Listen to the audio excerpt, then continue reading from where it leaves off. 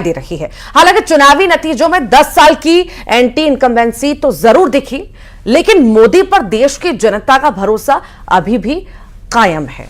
और इसी के साथ ही आपको छोड़ जाते हैं इस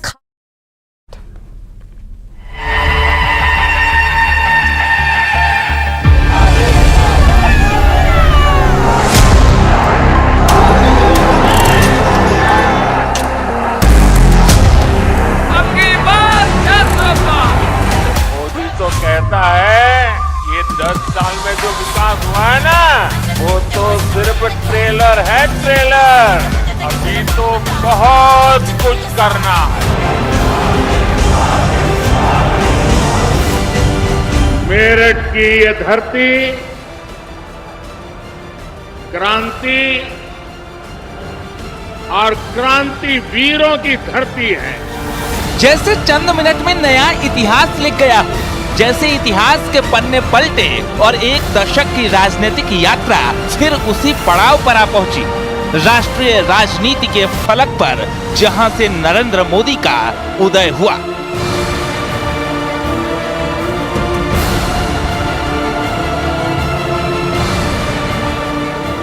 2014 से 2024 मेरठ की ये धरती क्रांति और क्रांति वीरों की धरती है। 10 साल के अंतराल के बाद क्रांति वीरों की धरती मेरठ को मोदी ने चुनावी प्रचार के शंखनाद को यूं ही नहीं चुना था। गुजरात के मुख्यमंत्री रहते हुए भी उन्होंने लगातार जीत की हैट्रिक लगाई थी। बतौर प्रधानमंत्री भी नरेंद्र मोदी ये इतिहास रच रहे हैं। तो इसकी सबसे बड़ी वजह है मोदी नाम की गारंटी।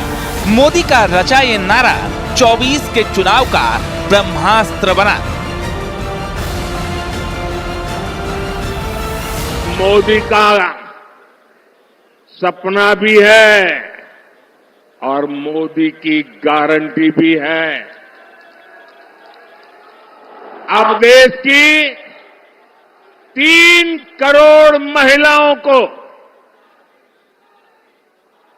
ये मोदी की गारंटी सुन लीजिए, और 2029 में मेरे से हिसाब भी मांग लेना।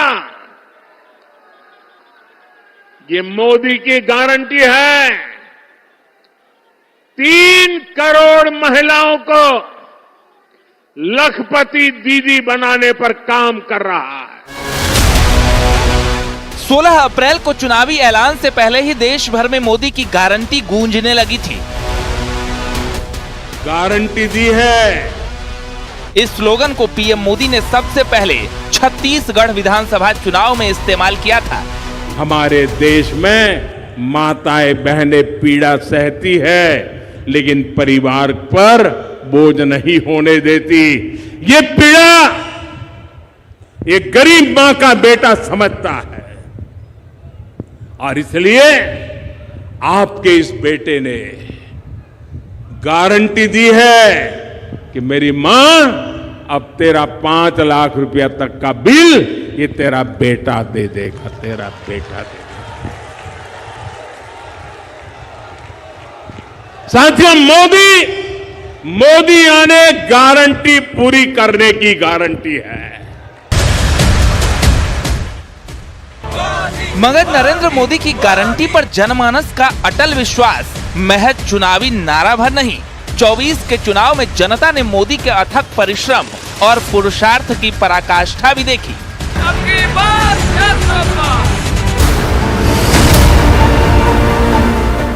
पहले चरण के चुनाव में नरेंद्र मोदी ने जो मुद्दे चुने, उनसे विपक्ष को बैकफुट पर जाना पड़ा था।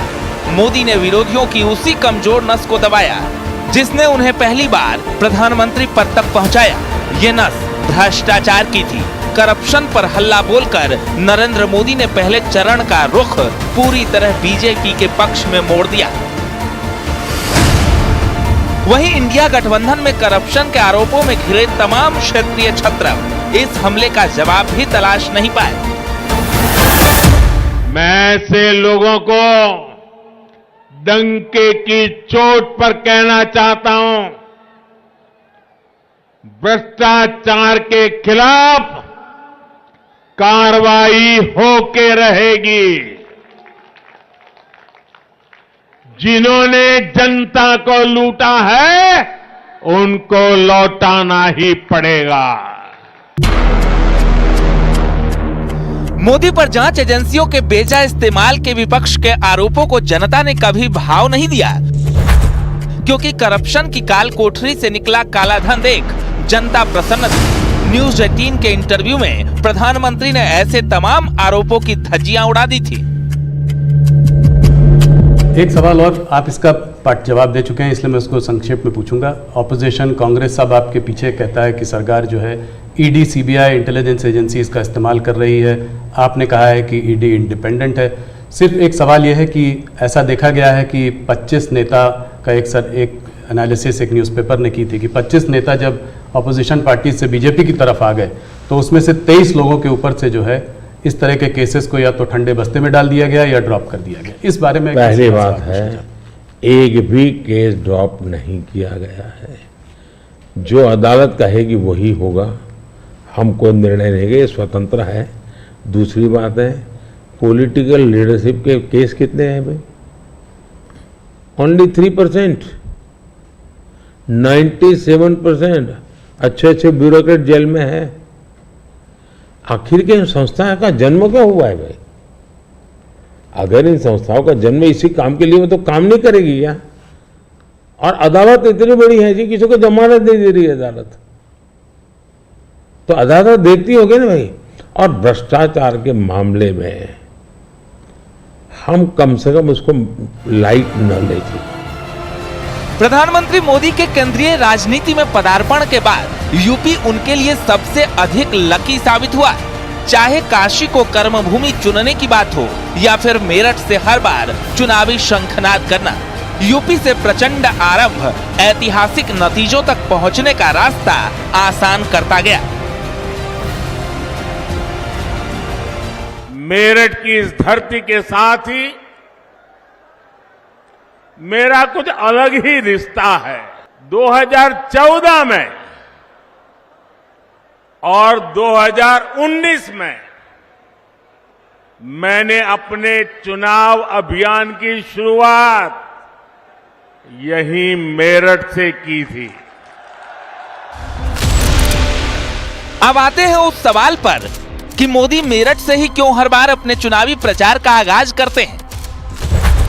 इसके पीछे कोई टोटका नहीं, मोदी का यकीन है, खुद की मेहनत और चुनावी मैनेजमेंट पर उनकी अपनी सोच है। नरेंद्र मोदी ने चुनाव के लिए 100 डेज की टाइमलाइन तय की थी, जिसका एक एक कदम नपा और सधा हुआ रखा जाना था। जैसे पहले 2 चुनाव में मोदी करते रहे, यानी सभी पहलुओं पर सोचकर, तमाम समीकरण को समझकर जाटलैंड को पीएम मोदी अपने चुनाव प्रचार के स्टेज के लिए चुनते हैं।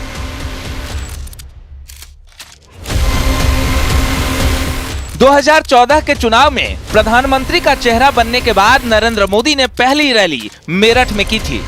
इसके बाद 2019 के चुनाव में भी प्रधानमंत्री नरेंद्र मोदी ने मेरठ से ही शंखनाद किया। 2024 में क्रांति की जमीन से ही मोदी ने चुनाव का अद्भुत माहौल बनाया था। देखिए, अगर 2014 और 19 के तुलना में हम देखें तो ये अपने आप में एक ऐतिहासिक जीत है, ऐसा बिल्कुल कहना चाहिए। और ये जीत, ठीक है, इस पूरे प्रचार में प्रधानमंत्री नरेंद्र भाई मोदी को सेंटर में रखा गया, भाजपा की ओर से, एनडीए की ओर से, और बहुत ही आक्रामक प्रचार किया गया। राष्ट्रवाद का मुद्दा जिसको लेकर बार बार कहा गया कि इस बार के चुनाव में कोई मुद्दा नहीं है, पर यह मुद्दा था। भूतकाल को पीछे छोड़